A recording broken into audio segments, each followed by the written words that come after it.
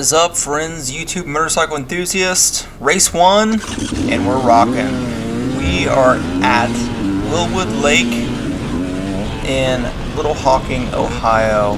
That's Bad Medicine, AMA US Hard Enduro. So this is my first US Hard Enduro, as many of you guys know. I've only done SEER events up to this point.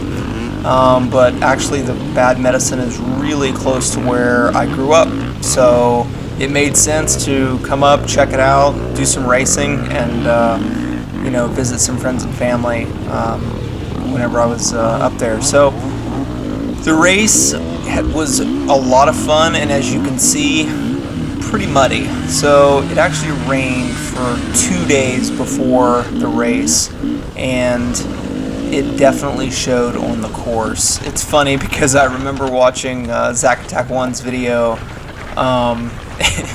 and it was a downpour between race 1 and 2 last year, and right here, I feel so bad about this. I caught it after the fact. I didn't realize I was supposed to go up that rock. I didn't see the ribbon was down. I just kind of saw that, hey, I can just go around this thing, why would I go up it, I guess, unless I was in a hurry to go straight. But there was no one else there, so I just went to the right, and I saw the ribbon after the fact. Man, somebody broke the ribbon. So, yeah, the mud was insane, as you guys can kind of see right here. Traction is not premium. It is really bad. So I am running a brand new Kenda Gnarly that I put on before the race, and I started at 4 psi. I wish I would have started at 0, but I did air it down throughout the race. So this hill, this is the first real challenge, and this hill was pretty rough. So it's funny because I watched another video of pros going up it from the top side, and of course they just rip up and make it look easy. But there's a gap up there with a rock, and I spent a fair amount of time trying to figure out how to get up this hill. I looked at it for a little bit, and it's like anything else. You got to kind of assess it on the fly. I attempted the hill a couple different ways. I went to the left and then the right, and so this is me trying to get up maybe to the left, to get up to those where I can walk up the, this steep left side here.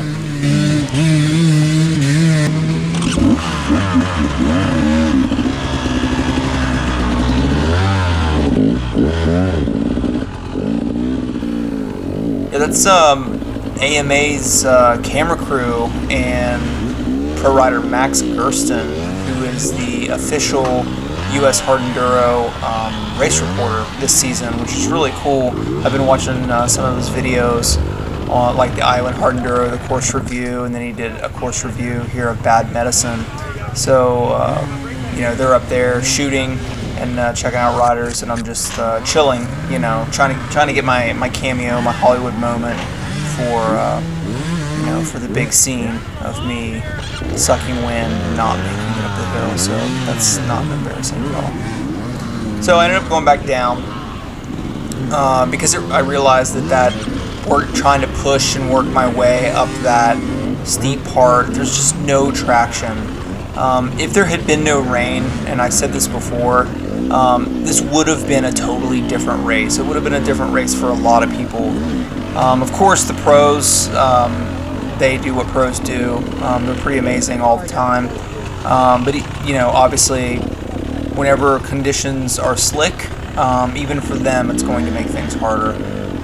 So I found out later, thanks to my Accelerate's support crew out there, my buddy Davey had his ex-trainer out running around and trying to help guide me with lines.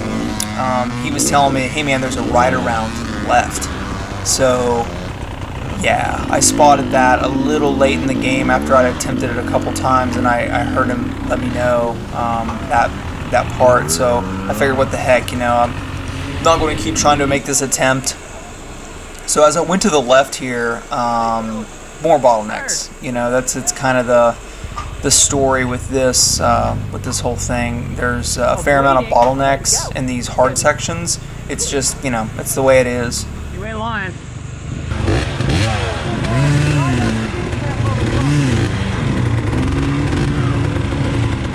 So right here to the right, I was thinking about going up the hill, trying to get away from, or get ahead rather, of the bottleneck that everybody was getting into. It just wasn't happening. So he identified that people were getting traction and sent me that direction. Oh yeah, there's a CRF. There's an air-cooled Honda 4-stroke out here. The dude was pushing that thing around and getting after it. And then we have some.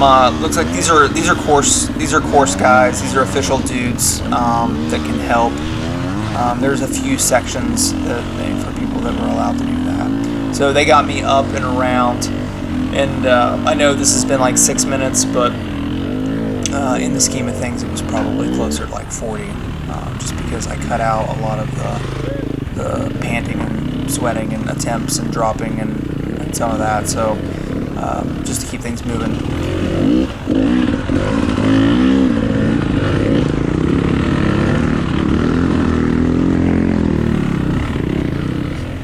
And of course, they conveniently put the first checkpoint right at the top of that hill.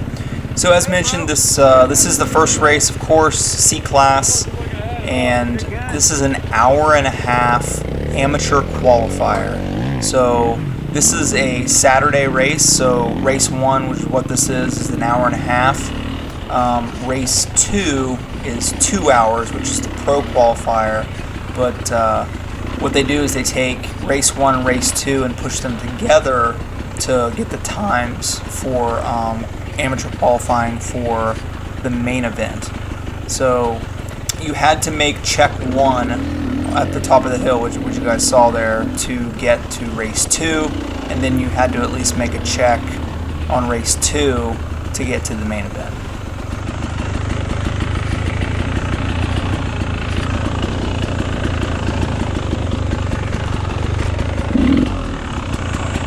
Yeah, buddy.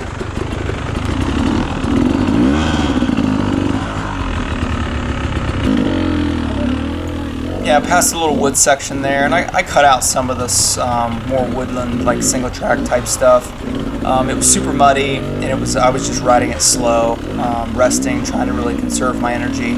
I also knew at this point that I had made the check, and I technically could have stopped. I didn't know if I would make 2 checks in an hour and a half, but just looking at the timeline, yeah, you know, maybe. I just wanted to keep riding, also get a feel for the terrain.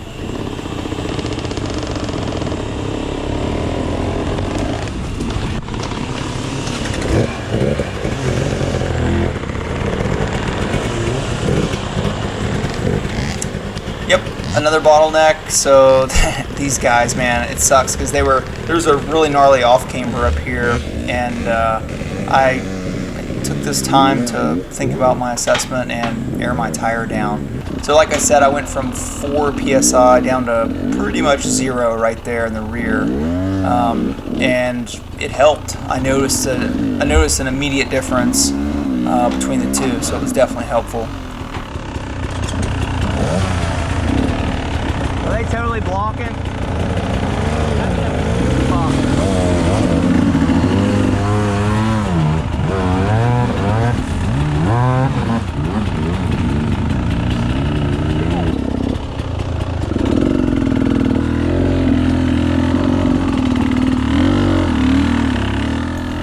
Yep, so I saw the opportunity here to kind of like get up here and see what these guys were dealing with. That's the off camber.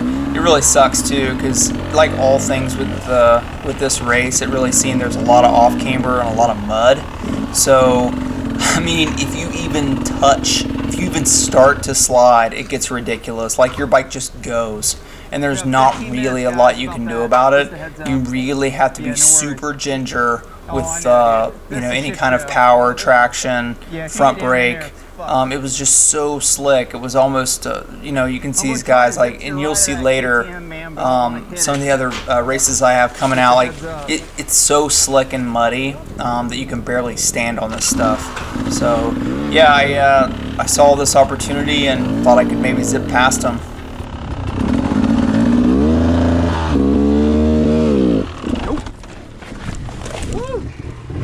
No worries. Thanks, fuck.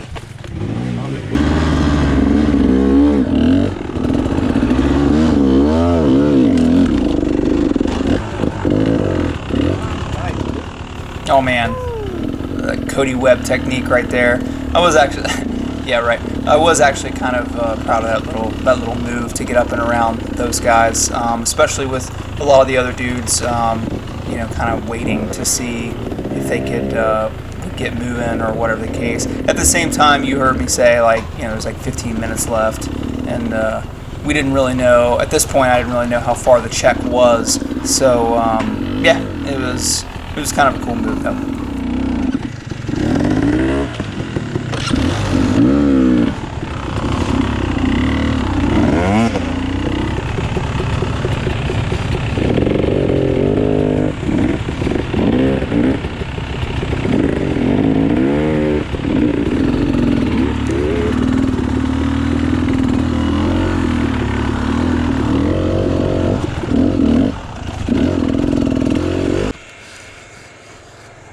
Not tired, not tired.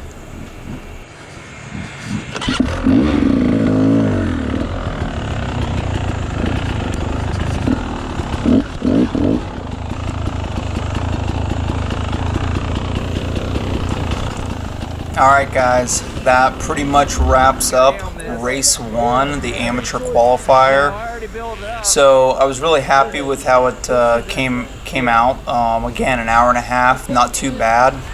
Right here, I went down this hill, and these guys pretty much let me know that everybody was turning around and calling it the end because we were an hour and a half. So race 2's coming out, and we'll see how we did. Hope you guys get out there, get on 2 wheels, ride a dirt bike.